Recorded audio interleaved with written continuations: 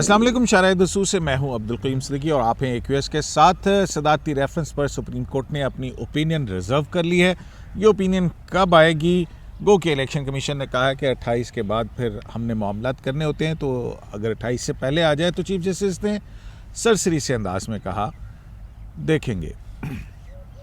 आज attorney general for Pakistan ने अपने जवाबुल जवाब में तकरीबन वही दलाइल दोहराए, क्योंकि चीफ जस्टिस को भी आखिर में कहना पड़ा कि ये जो आपने लिख के दिया ये वही कुछ है जो आप कह चुके हैं।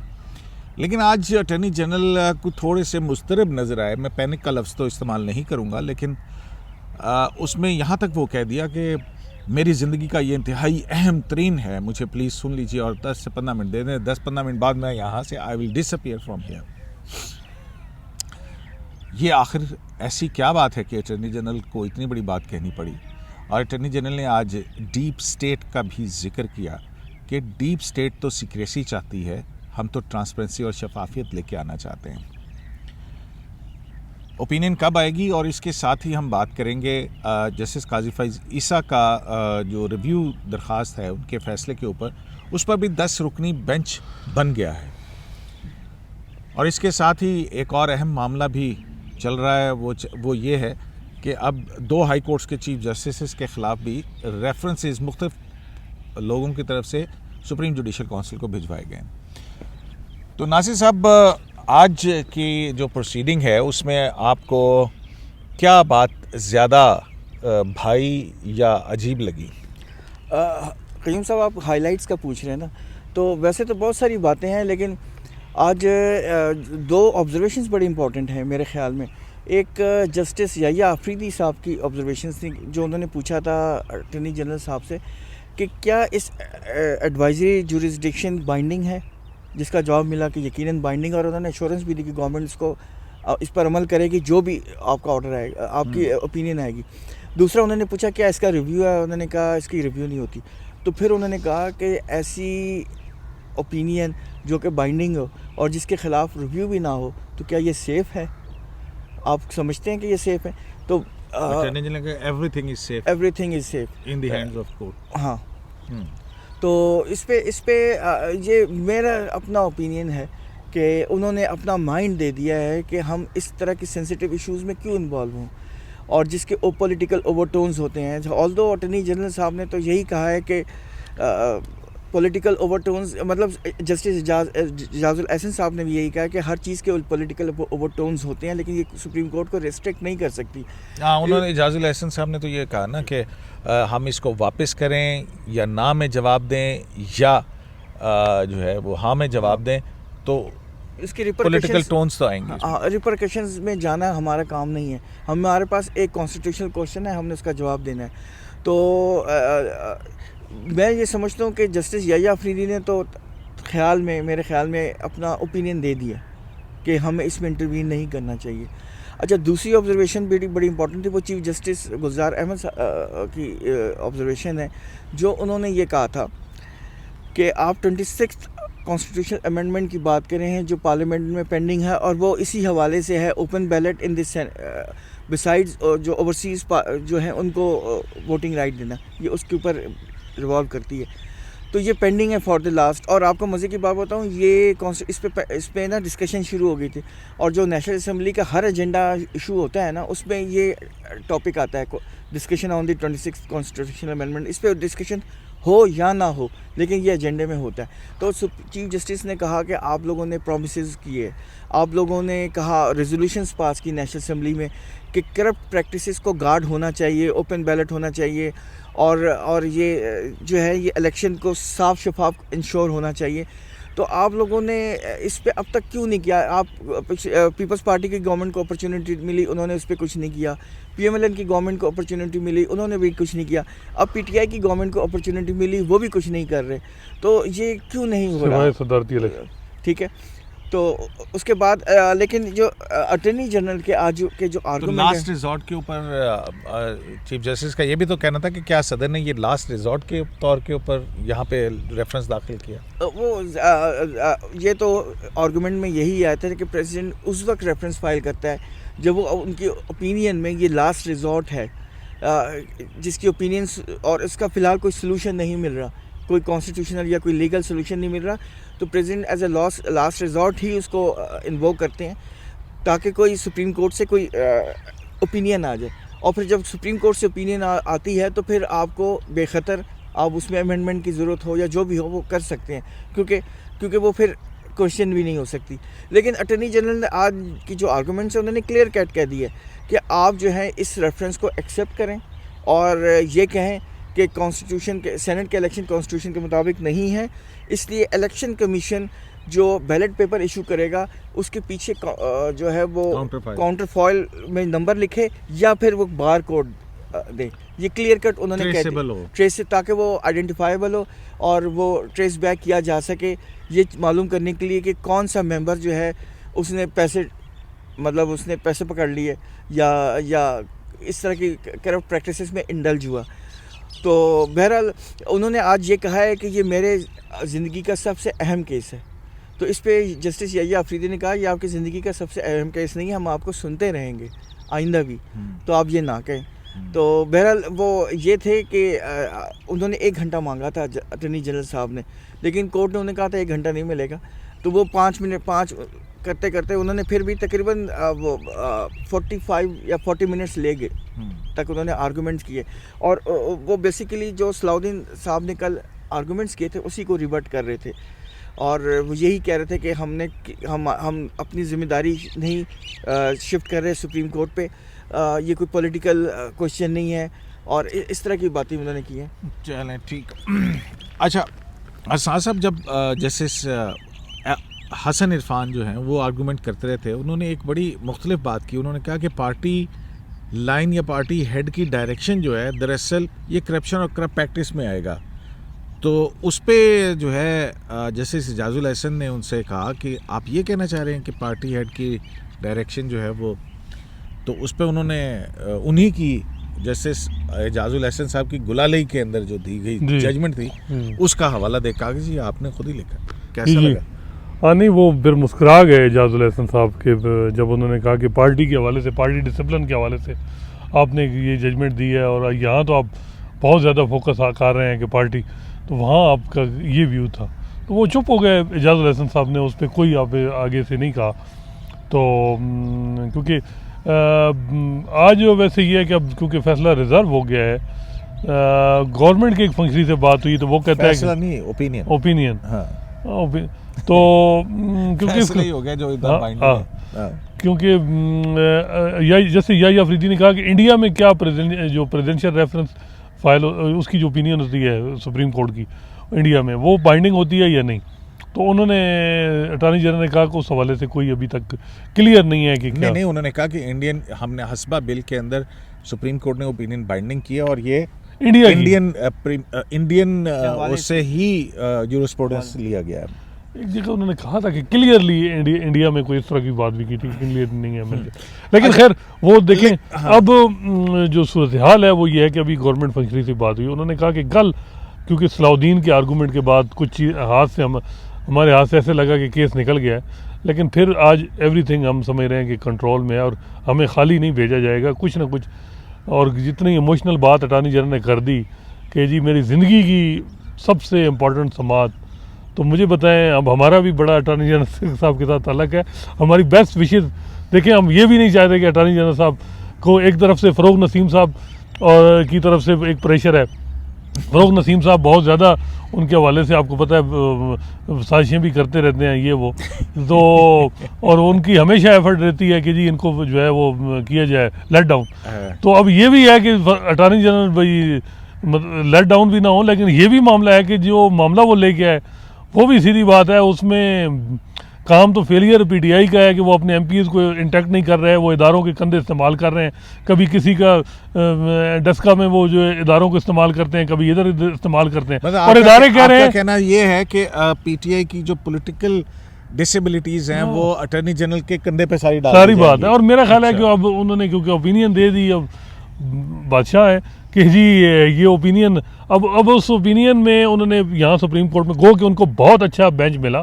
मैं ये अगर इससे अच्छा बेंच अटॉर्नी जनरल को नहीं मिलता, क्योंकि इन जजेस को आप देखें, इनका पूरी हिस्ट्री 10-12 साल में जो जो इन्होंने फैसले दिए हैं, इन्होंने पार्लियामेंटेरियन पे काफ़ी कड़े जो है ना असूल मुरतब किए हैं।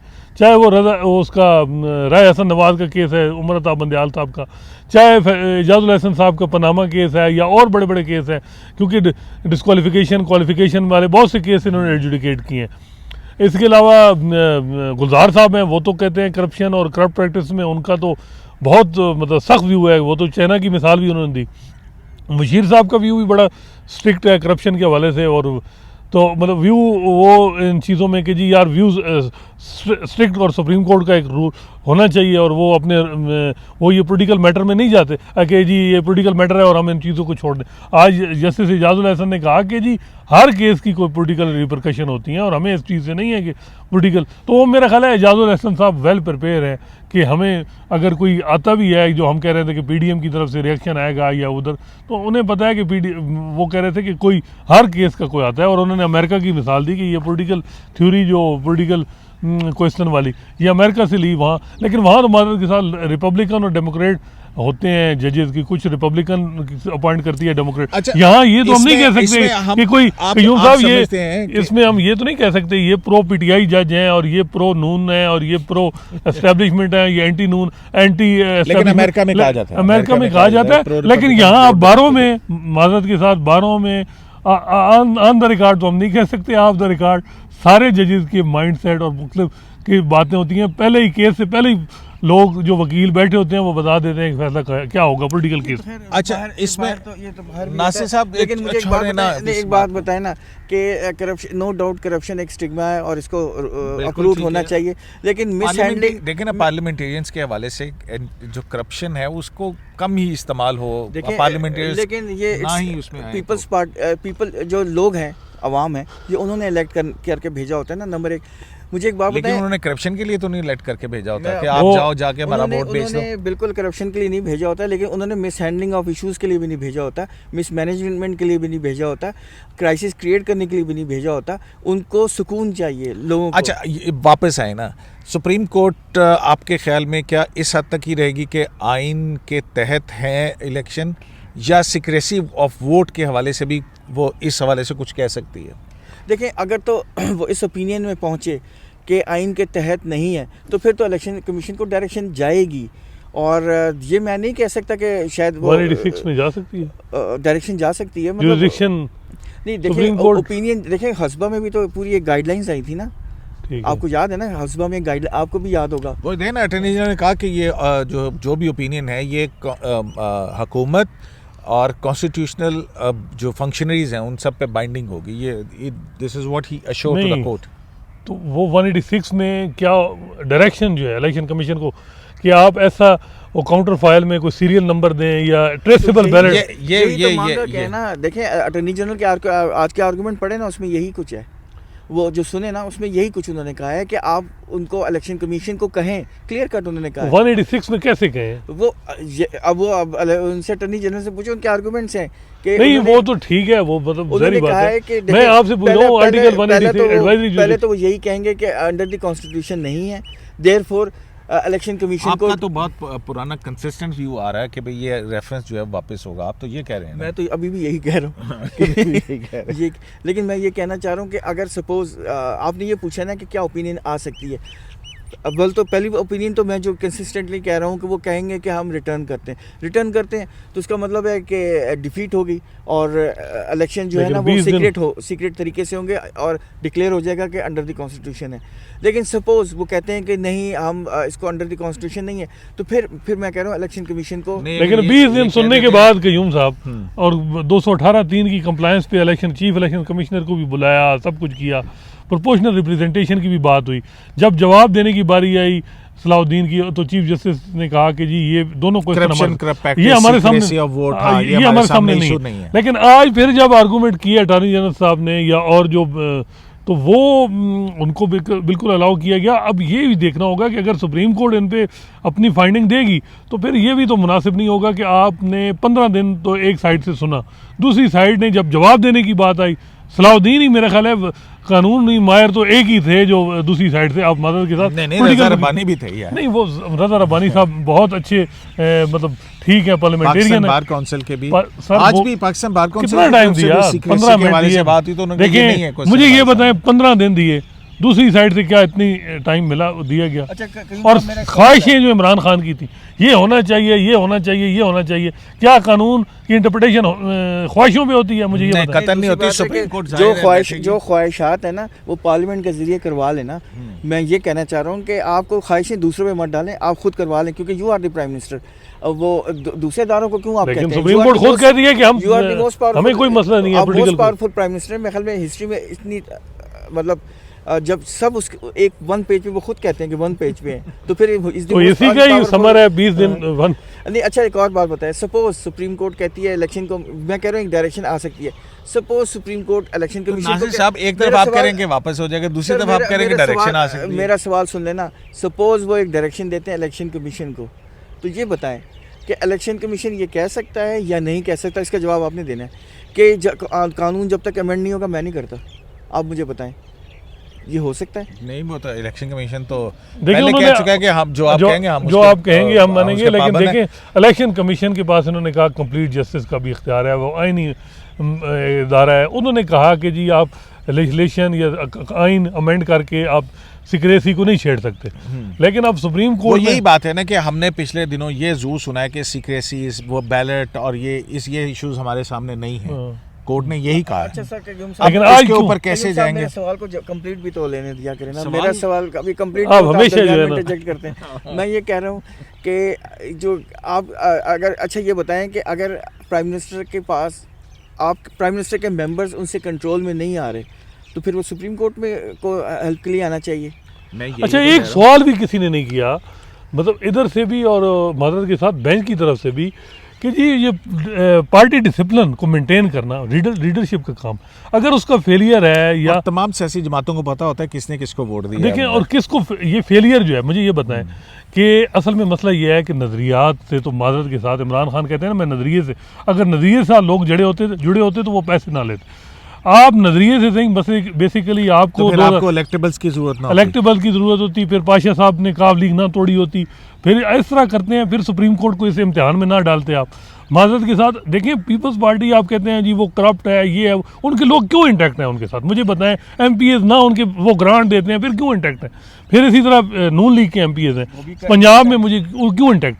ये तो फिर कामयाबी है उनकी लीडरशिप की, और नाकामी पीटीआई की है कि वो करिश्मा जो कहते हैं जी इमरान खान का करिश्मा, वो क्या करिश्मा है कि लोग जो है वो पैसे लेके दूसरी तरफ चले जाते हैं। अच्छा नासिर, और कितना बदनाम, बहुत हो गया, और बहुत हो गया यार। दूसरी बात ये है कितना बदनाम करेंगे कयूम साहब। हसन इरफान साहब ने इसका एक जवाब भी दिया था अपने आर्गूमेंट्स में।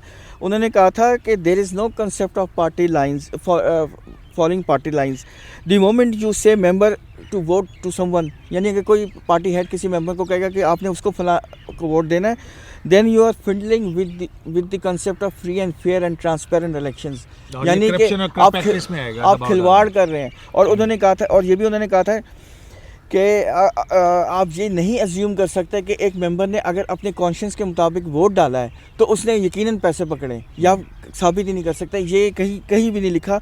आपने पार्टी लाइन डिसिप्लिन को फॉलो लॉज के ज़रिए फॉलो नहीं होता, वो आपने अपना कैरिज्मा इस तरह बनाना होता है। आपने अपने मेंबर्स को खुश रखना होता है। खुश रखने से मुराद ये कि उनकी जो जायज़ कॉन्स्टिट्यूएंट्स में उनके प्रॉब्लम्स हैं वो आपने सॉल्व करने मुलाकात ही ना करें कयूम साहब, आप मुलाकात ही ना आप करें। जो है ना, अभी रिसेंटली MPs मैं से। किसी का स्टेटमेंट पढ़ रहा था, मुझे अब याद नहीं आ रहा कौन से साहब हैं, उन्होंने बड़ा गुस्से का इजहार किया कि मुझे 5 मिनट के लिए मुलाकात का देखें मौका मुझे नहीं ये मिल रहा। कयूम साहब बताएं, अटक की दोनों सीटें ताहिर सादिक ने जीते, मतलब पूरा सबसे बड़ा ज़िला है पंजाब का, उसके साथ आपने क्या किया कि उसके एक नॉन इलेक्टेबल बंदे को आपने स्टेट मिनिस्टर बना दिया, वो जो आप मौलियात के हैं, ठीक है, उसको आप मिले ही नहीं, आपने 1 मिनट का टाइम नहीं दिया, और आप कहते हैं जी कि वो देखिए चलिए, लोगों वो के तो- असल वो तो सही ग्रीवेंस, बात है। देखिए मेरा कहने का बात मकसद ये आपकी पॉइंट आ गया है, आपका पॉइंट आ कि गया सुप्रीम PTI कोर्ट अरकाना अपने- संभाल नहीं सकती और सुप्रीम कोर्ट अपने सियासी मकासद के लिए इस्तेमाल कर रही है। और ये आ कितनी गई आपकी इस्तेमाल करने के लिए, और पार्टी डिसिप्लिन के लिए सुप्रीम कोर्ट का या किसी और का डंडा इस्तेमाल करके या इदारों को इस्तेमाल करके जी उनकी मूवमेंट चेक की ये जाए। आ गई आपकी बात ना। और अब दूसरा- आ जाए नासिर साहब, नहीं बस अब इससे आगे नहीं बोलना ना ना। आपके कैबिनेट मिनिस्टर मिनिस्टर कहते हैं कि पिछली गवर्नमेंट की वजह से हम बड़े परेशानी में, उन वो जो है लैंड माइंस बिछा के चली गई है और हम जहाँ से जाते हैं टकरा जाते हैं लैंड माइन से। तो बात सुने, वो पिछली गवर्नमेंट में भी तो आप ही थे ना, तो ये किस किस्म की बातें, मुझे अच्छा तो समझ नहीं आ रही। अच्छा, ये बताएं ना कि जैसे काजी फैज़ ईसा का केस 1 मार्च से समाअत के लिए फिक्स हो गया है, 10 मेंबर रिव्यू बेंच आ गया है, और उसको अगर तफसीली उसका फैसला पढ़ें तो उसके अंदर ये कहा गया है, गो के इख्तलाफी नोट लिखने वाले जजेस को बिठाया गया है, लेकिन उस फैसले में कहा गया कि वो जस्टिस दुराब पटेल की रवायत के मुताबिक सुनहरी रूफ पड़े और वो जो है ना खामोश बैठे रहे। नासिर साहब कैसा है? डिग्निटी ऑफ कोर्ट का ख्याल है। देखें डिग्निटी ऑफ कोर्ट का ख्याल तो यार क्या ख्याल है, आप जजेस नहीं रखते? देखें खामोशी रहना इज़ नॉट डिग्निटी। देखें जजेस जो सवाल पूछते हैं या ऑब्जर्वेशन देते हैं, दीज आर सर्चिंग ऑब्जर्वेशंस। लेकिन वो रिव्यू में कयूम साहब, नासिर साहब, वो ये है कि जी रिव्यू जब आपका स्कोप छोटा है, फैसला नहीं, जब आपका फैसला ही नहीं है तो आप अपने ब्रदर जजेस के फैसले पे क्यों क्वेश्चन करेंगे? ये आपने पार्टी लाइन के खिलाफ बातें की हैं और अब आप जजेस के लिए अब उसके उलट चल रहे हैं। मतलब देखिए पार्टी लाइन क्या है? जजेस जो है ना, they are on their own right. हर जज जो है, डिसिप्लिन, वो जो जुडिशियल डिग्निटी का ख्याल और डिसिप्लिन का, या वो मतलब वो जजेस पे नहीं होता।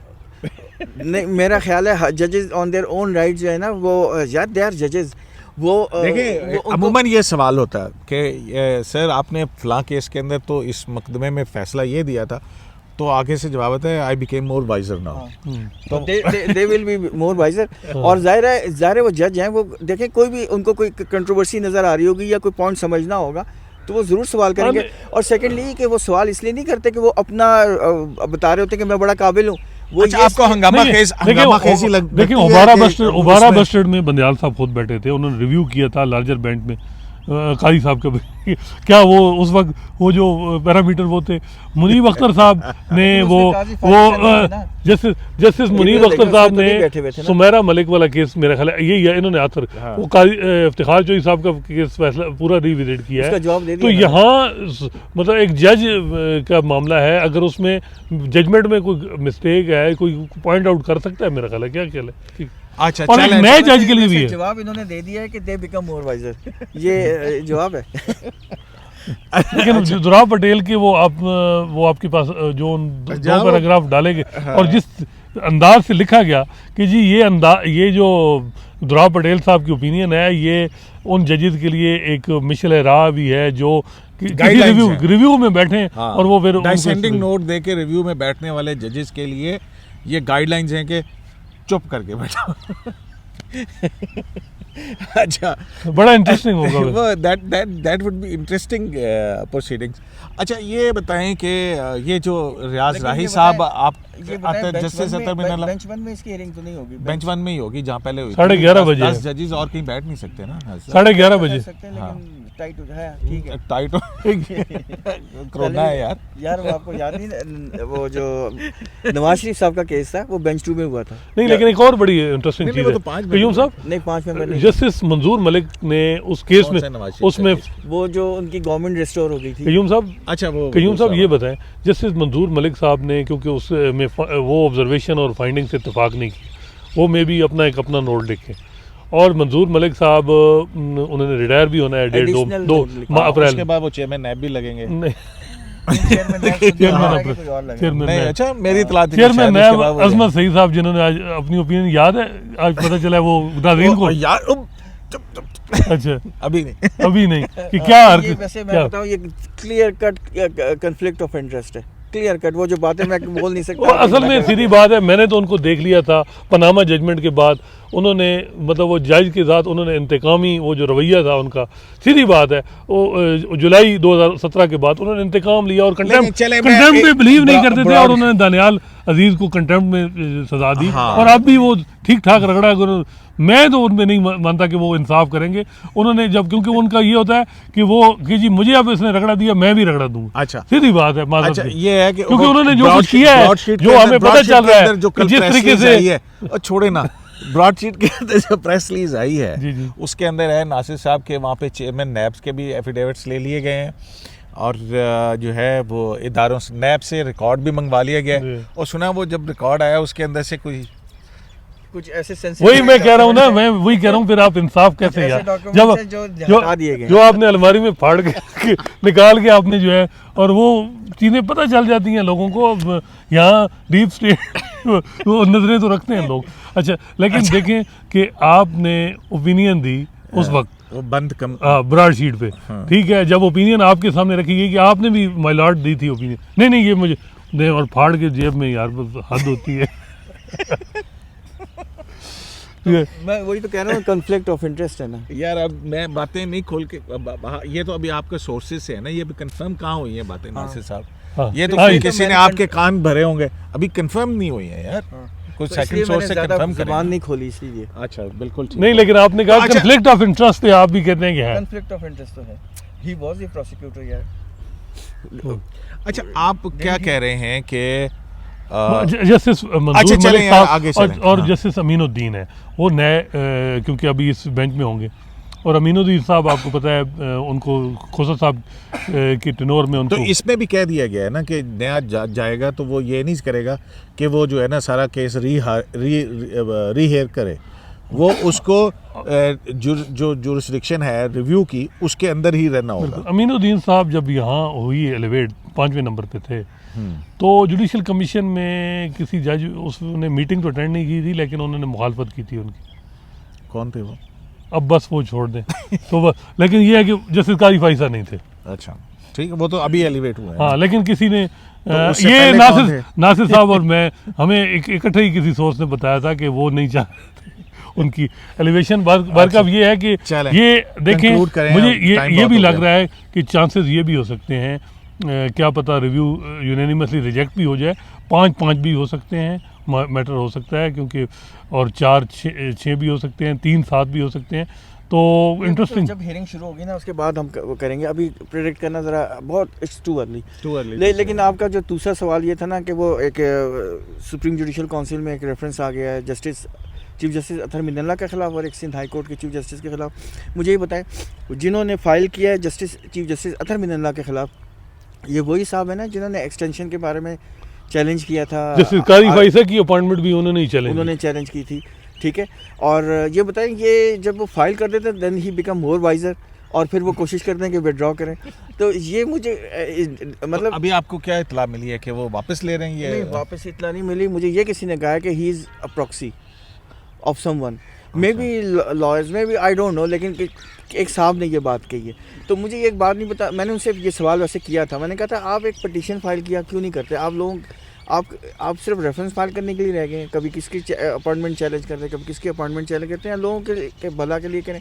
तो फिर उन्होंने मुझे उल्टा सवाल कर दिया कि मेरी पटिशन आप फिक्स करवा दिया करें। तो फिर मैंने कहा मैं कहाँ से करूँ, मैं कोई चलें, ये बात भी हो गई। और सिंध हाई कोर्ट के चीफ जस्टिस के ऊपर उस वो रेफरेंस में क्या गुलाम इल्जाम लगाए सरवर हैं? कुरैशी कोई हैं, ये वही हैं जिन्होंने पटिशन दायर की थी, हाँ। और पटिशन में कहा था कि जी इनके खिलाफ इनकी ये रिमूवल, वही के सिंध हाई कोर्ट की जो लोअर ये वही जुडिशरी के पटिशन अंदर है, appointments जो की ये गई वही थी। पटिशन है कयूम साहब जो इसकी कॉपी आपको बुला के दी गई अब मुझसे ना खुलवाए। और ये वही पटिशनर है, और इन्होंने और इस इतनी वेल ड्राफ्टिंग 31 पेजेस की, लेकिन मैं ये है कि ठीक है उसमें एविडेंस भी बड़े ठीक हैं, लेकिन अपॉइंटमेंट मुख्तलिफ टेनोर में मुख्तलिफ चीफ जस्टिस, मैंने सिंध के कोई वकीलों से बात की है, वो कहते हैं इस किस्म की अपॉइंटमेंट मुख्तलिफ चीफ जस्टिस के दौर में होती रही हैं। चलें, बहुत और रजिस्ट्रार का इशू था, एक रजिस्ट्रार को हटाया जाए, वो नहीं हटा रहे थे, बाद में हटा दिया। जो उन पे एलिगेशन वो कुछ और है ना, मेन एलिगेशन वो जे सिंध और झंडा, नहीं, वो झंडे वाला था, ये लेकिन वो basically ये तो चलें, मामला बहुत जुडिशल शुक्रिया, कमीशन में बहुत हो गया कि शुक्रिया। ये कोई- आपके पास इतनी मालूमात हैं कि अब आप बोलते चले जाएंगे और जो है ना वो वक्त कम पड़ जाएगा। तो जनाब, ताज़ा तरीन शराय दस्तूर से यही है कि supreme court of Pakistan senate इंतखाबात ओपन हों या खुफिया बैलेट के ज़रिए, इस पर अपनी राय जो है वो महफूज कर ली है। अब ये राय कब आती है, आया इलेक्शन से पहले आती है या इलेक्शन के बाद आती है, कोई हतमी तारीख़ अदालत की तरफ से नहीं दी गई है। और दूसरी तरफ अगला हंगामा खेज़ हफ्ता इसलिए भी होगा कि जस्टिस काजी फाइज ईसा के हवाले से जो रिव्यू नज़रसानी दरख्वास्तें हैं उनकी समाअत भी सुप्रीम कोर्ट ऑफ पाकिस्तान का 10 रुकनी लार्जर बेंच करेगा। और वो ख़बर तो आप सब तक पहुंची गई होगी कि इलेक्शन कमीशन ऑफ पाकिस्तान ने NA-75 के अंदर इलेक्शन, जैसा कि पाकिस्तान मुस्लिम लीग नून की तरफ से कहा जा रहा था कि पूरे हलके का इलेक्शन कलअदम करार दिया जाए, वो हलके का इलेक्शन कलअदम करार दे दिया है और 18 मार्च को वहाँ पे इंतखाबात होंगे। शराय दस्तूर से अब्दुल करीम सिद्दीकी को AQS लाइव से इजाज़त दीजिए। लाने के बाद